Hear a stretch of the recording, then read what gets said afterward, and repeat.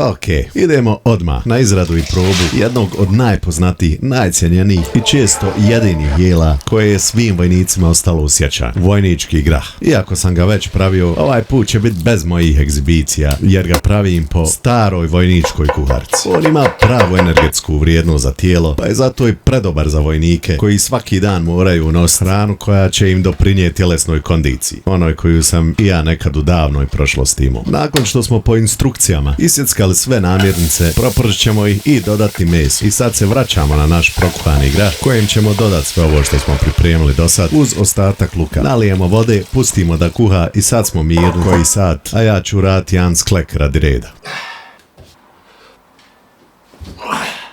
Neno, trebaš ti više 70 kila. Dok grah dostiže svoju mekoću, mi još samo treba da napravimo zapršku. I evo ovdje ljudi prije 50 godina fino men govorili kako da me ne izgori zaprška. Tucani bijeli luk je valjda ovo, a dodatak jelima je balkanski MSG, nema šta drugo biti. Kad dodamo šta nam je ostalo, kuhamo još 30 minuta, biber perču na kraju i ovdje vidite glavni kulinarski savjet ikad i glavni kulinarsko-moralni savjet ikad. I sad ćemo ko pravi vojnik popiti litar vode da možemo izdurat cjelodnevne vježbe, odat počast ovom najbitnijem ne samo vojničkom nego i balkanskom jelu i izazvaću svog prijatelja Zeničana Mirana Karića da vidim koje jelo bi on napravio vojnicima.